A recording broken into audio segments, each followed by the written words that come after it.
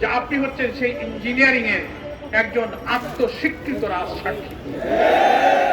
আপনার কথাই তো সাক্ষী দেয় যে আপনি আমাদেরকে নির্বাচনে মেজরিটি হতে বাধা দিয়েছেন। প্রিয় নবী মোহাম্মদ মুস্তাফা সাল্লাল্লাহু আলাইহি ওয়াসাল্লাম হাদিস শরীফের মধ্যে বিদায় হজের ঐতিহাসিক ভাষণে নারীদের যে মর্যাদার কথা বলেছেন, আপনাদের কোন সিডও, কোন আন্তর্জাতিক সংস্থা আমাদের মায়েদের এই মর্যাদা, আপনাদের কোন দর্শন, কোন তত্ত্ব, কোন সংস্থা তা নিশ্চিত করতে পারেনি। ফলে আপনারা বারবার কোন প্রসঙ্গ আসলে নারীর অধিকারের প্রশ্নে আপনি ইসলামপন্থীদের উপর চাপাবার চেষ্টা করেন। আপনার এই ভুল প্রচেষ্টা, এই অপরিণামদর্শী প্রচেষ্টা থেকে আপনাকে আমরা বিরত থাকতে অনুরোধ করছি। যতই আপনি ব্যাখ্যা দিয়ে বোঝানোর চেষ্টা করেন আমি কোন দলকে মিন করিনি, তো জাতীয় সংসদে বিরোধী দল তো একটা দল। আপনি নাম হয়তো জামাত ইসলামী বলেননি, কিন্তু অপোজিশন কারা? তারা জামাত ইসলাম।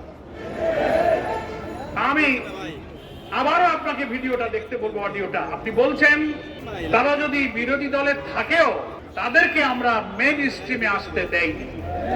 অর্থাৎ আপনি মেইন স্ট্রিম বলতে পার্লামেন্টের নির্বাচনে মেজরিটি সিটে জিতে আসতে দেন নাই। That is called election engineering. ফলে এইখান থেকে, এই কথা থেকে জনগণের বিশ্বাস করার সুযোগ আছে যে আপনি হচ্ছেন সেই ইঞ্জিনিয়ারিং এর একজন আত্মস্বীকৃত রাজসাক্ষী। এখন আপনাকেই এটা প্রমাণ করতে হবে যে বিরোধী দল বলতে আপনি কাকে মিন করেছেন। পার্লামেন্টে কি জামাত ইসলামী ছাড়া আর কোন বিরোধী দল আছে? আপনি বারবার বলছেন আমি কোন দলকে মিন করিনি। আবার আপনি আজকে দেখলাম এই কথা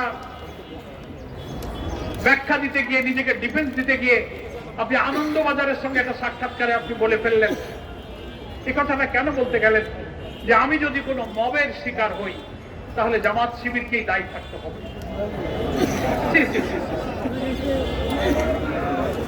আপনি হয়তো কেন আপনি জামাত শিবিরকে দায়ী থাকতে হবে এই কথাটাকে আমি মনে করি একটা উস্কানিমূলক কথা। আপনার এই উস্কানিমূলক কথা বলার তো কোনো প্রয়োজন ছিল না। জামাত ইসলামী তো কোনো মবকে বিশ্বাস করে না। জামাত ইসলামী কোনো মবের রাজনীতি করে না। জামাত ইসলামী নিয়মতান্ত্রিক, গঠনতান্ত্রিক, ওয়েল ডিসিপ্লিন, ওয়েল অর্গানাইজ একটা সংগঠন। আমাদের শত্রুরাও বলে জামাত ইসলামীর শৃঙ্খলা, আনুগত্য, নিয়মতান্ত্রিকতা, তারা এটার প্রশংসা করে। আপনিও একজন সাবেক উপদেষ্টা হিসাবে জামাত ইসলামী নেতৃবৃন্দের আচরণ, কর্মসূচির সঙ্গে আপনি পরিচিত। আপনি কেন হয়তো কোনো কিছুই তো ঘটেনি, সিম্পল আমরা আপনার এই বক্তব্যের একটা জুডিশিয়াল ইনকোয়ারি দাবি করেছি। তো আমরা তো দাবি করতেই পারি। এত বড় একটা ইঞ্জিনিয়ারিং হলো আর আপনি বললেন যে আমরা এই মেইন স্ট্রিমে আসতে দেয়নি। আপনার কথাই তো সাক্ষী দেয় যে আপনি আমাদেরকে নির্বাচনে মেজরিটি হতে বাধা দিয়েছেন।